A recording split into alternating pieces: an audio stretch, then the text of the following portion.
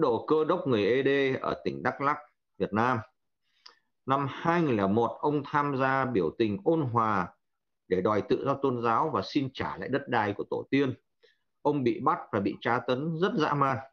Sau khi được thả, ông tiếp tục sinh hoạt tôn giáo với hệ phái độc lập, bị công an truy bắt và phải chạy trốn để hoạt động.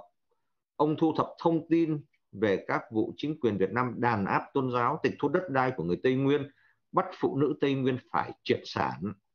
Năm 2004, ông tiếp tục tham gia biểu tình ôn hòa để đòi tự do tôn giáo, nhân quyền, đất đai và đòi chính quyền trả tự do cho các tù nhân chính trị và tôn giáo đang bị giam trong tù. Tháng 7 năm 2004, ông bị bắt và bị kết án 12 năm tù, quản chế 5 năm với tội danh phá hoại chính sách đoàn kết. Vì ở trong tù, ông đã cung cấp danh sách các tù nhân cho người hoạt động bên ngoài để báo với lại quốc tế, nên ông bị tăng án phạt thêm 1 năm 9 tháng tù. Ra tù cuối năm 2015, ông tham gia hội thánh Dega và tiếp tục thu thập thông tin các vụ vi phạm nhân quyền và tôn giáo để báo cáo quốc tế. Do bị đàn áp và truy bắt, cuối năm 2018, ông sang Thái Lan để lánh nạn. Ông góp phần hình thành tổ chức Người Thượng vì Công lý cùng với 2 thành viên khác.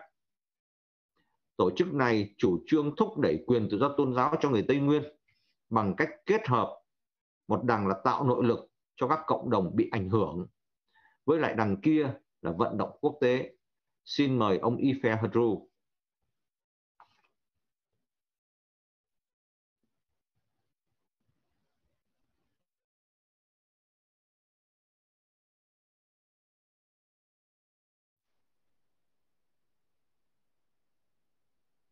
Xin chào toàn thể quý vị đang có mặt tại buổi hội luận ngày hôm nay.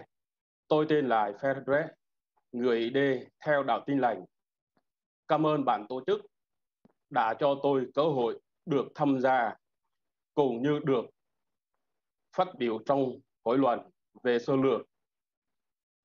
Tôi là Cơ đốc nhân, người ID cư trú tại Buôn Ea Khít, xã Ea Phuốc, huyện Chư Quynh, tỉnh Đắk Lắk, Việt Nam. Hiện tại đang lánh nạn ở Thái Lan.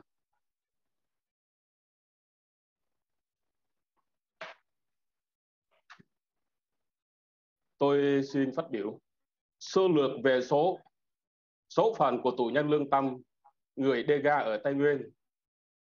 Từ năm 1975 đến nay, sau khi Cộng sản miền Bắc chiếm Việt Nam vào năm 1975, nhà cầm quyền Cộng sản Việt Nam đàn áp mạnh mẽ tôn giáo trong cộng đồng người Dega ở Tây Nguyên. Họ đóng cửa các nhà thơ Tin Lành và Công giáo. Các nhà lãnh đạo tôn giáo bao gồm các vị mục sư tiêu biểu như Eta Mok Siknie và nhiều vị khác bị tu đày và bị đánh đập tra tấn. Ngoài ra họ còn bị tích thủ đất đai của tổ tiên để lại, vân vân. Có người bị ngược đãi đến nỗi chết trong tù. Nhiều điểm sinh hoạt tôn giáo bị chính quyền giai thể không được tụ tập. Họ đưa bộ đội an ninh, công an và đội công tác dân quân tự vệ để giám sát các ngôi làng của người Dega. Người Dega bị đối xử không công bằng và cộng đồng của họ ở Tây Nguyên lâm vào tình trạng đói kém. Năm 2001, 2004 và 2008, người Dega chúng tôi tham gia các cuộc biểu tình ôn hòa, đòi nhân quyền, tự do tôn giáo, trả lại đất đai của tổ tiên ở vùng Tây Nguyên, xin trả tự do các tù nhân lương tâm. Năm 2004, chúng tôi biểu tình ôn hòa tại thành phố Buôn Ma Thuột. Như mọi người đã có thể biết, chính quyền Cộng sản Việt Nam Hà Nội gửi một số lượng lớn công an và quân đội cùng với xe tăng và máy bay trực thăng để trấn áp cuộc biểu tình ôn hòa. Họ bắt giữ, thẩm vấn hàng nghìn người trong đồn công an trên toàn Tây Nguyên. Rất nhiều người phải chịu tù nhiều năm. Trong đó có bản thân tôi đã phải thi hành án 13 năm 9 tháng. Anh Nguyen Kunul 18 năm, Ikorubun Rak 17 năm và nhiều người khác nữa. Chúng tôi bị giam vào tại các trại giam ở nhiều tỉnh khác nhau trong nước như ở trại giam Nam Hà, Thanh Hóa, Phú Sơn và Xuân Phước. 6 tù nhân lương tâm chết trong trại giam Nam Hà và trại giam Thanh Hóa để Đam Cunul, Siêu Khế, Siêu Dle, Siêu Lô, Sol Thước, Soltino. Riêng ở trại giam Xuân Phước, Phú Yên có 4 người chết, Cáp Jun, Pá, Gloss, Siêu Jol, Điều Siêu. Sau khi ra tù, có nhiều mục sư và thầy truyền đạo chết, có thể vì bị hạ độc, như cô Niaper, Sorokla, Ipi, Iminie, Idue Bonza, Idhun, Itul Nhol, Event đó, Piếc Nia, Siêu Tinh, Ngéo Lô, Nai Trức và Tân. Theo tôi biết, hiện tại trong trại giam có 32 tù nhân lương tâm người Dega, như Ipom Bonza 14 năm tù, Imin Sorkin 5 tù, Đình Dung 11 năm tù, Sorok 10 năm tù, Úi Khương 11 năm tù vì tội phá hoại chính sách đoàn kết.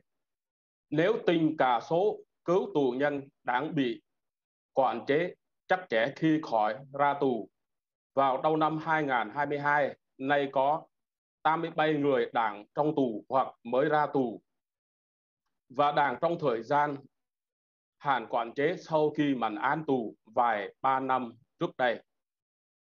Chưa tính số lượng tù nhân từ cuối năm 1975 mà chỉ tính từ năm 2000 cho đến hiện tại có khoảng 500 tù nhân tôn giáo bị giam cầm, một số đã xong án tù và khoảng 200 tù nhân chết bị đánh đập hoặc vì lý do như không có thuốc men khi đang ở trong tù. Hơn 500 người bị bệnh hay tật nguyên không chữa được. Tình cả những người bị triệu tập điều tra ở đồn công an nhưng không bị giam giữ. Ngày nay người Dega đã mất nhiều hơn bất kỳ nhóm nào khác ở Việt Nam. Chúng tôi đã mất quyền sống, quyền sở hữu đất đai của tổ tiên, ngôn ngữ, quyền sống, quyền có nhà thơ độc lập, quyền tiếp cận hoạt động quốc tế cho giáo dục và khám phá, và quyền điều hành các tòa án truyền thống của người Dega ở Tây Nguyên. Chúng tôi có nguy cơ mất toàn bộ nền văn hóa của mình, nhưng lối sống truyền thống đã bị xóa bỏ một cách có hệ thống. Hỗ trợ phát triển giáo dục và viện trợ nhân đạo tiếp tục bị phong tỏa và các quan sát viên quốc tế bị hạn chế đến vùng Tây Nguyên. Cách đây khoảng 2 tuần, một nhà ngoại giao phương Tây đã đến Đắk Lắk để tìm hiểu về hiện trạng tự do tôn giáo nơi đây. Để ngăn chặn mọi tiếp xúc, công an đã canh gác trước nhà hoặc bắt lên đồn công an làm việc nhằm vào người Tây Nguyên có thành tích đấu tranh cho tự do tôn giáo. Vùng Tây Nguyên đã trở thành một loại nhà tù để giam người Dega, với hệ thống mật thám và nội an luôn luôn theo dõi và đe dọa người Dega bị chính quyền vô không, bỏ tù oan và chết không ai biết đến trên vùng đất tô tiến của họ ở cao nguyên Trung Phần. Dù bị đe dọa và sách nhiều, chúng tôi vẫn tiếp tục thu thập thông tin về số tù nhân còn lại để nộp cho quốc tế. Dạ, hết. Xin cảm ơn ban tổ chức và quý vị.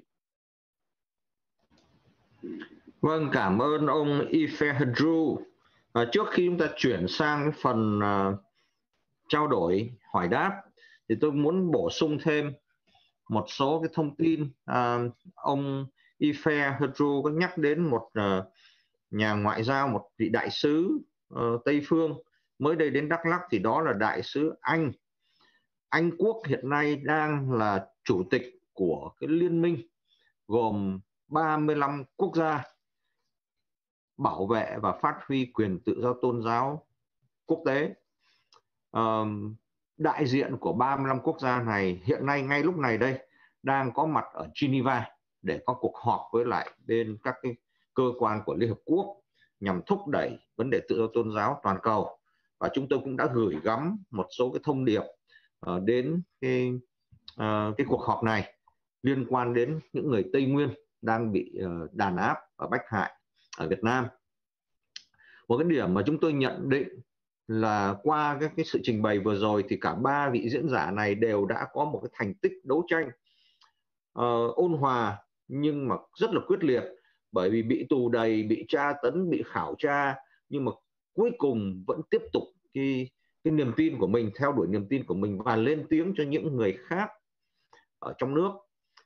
Và không những vậy, khi mà rời khỏi Việt Nam rồi thì đã chọn một cái thế đứng, một cái chức năng mới trong cái cuộc đấu tranh này. Đấy là cái nhịp cầu giữa những cộng đồng của mình ở trong nước và quốc tế.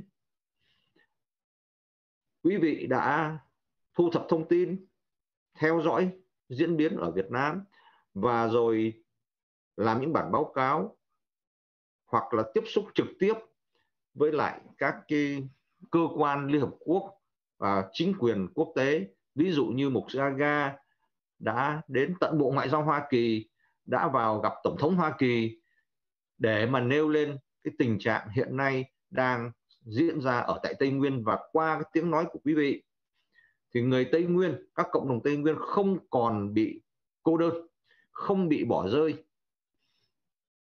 Và đặc biệt là ngày hôm nay chúng tôi tổ chức cuộc hội luận này để tiếng nói của người Tây Nguyên được vang lên với thế giới. Chính người Tây Nguyên nói cho chính mình, thay vì để cho những người khác, những người quốc tế, những cái tổ chức quốc tế lên tiếng cho mình, thì chúng tôi vẫn vận động họ. Nhưng chúng tôi thấy rằng đây đã là lúc để chính người Tây Nguyên nói lên tiếng nói của mình, chính người Tây Nguyên liên kết trực tiếp và chặt chẽ với quốc tế.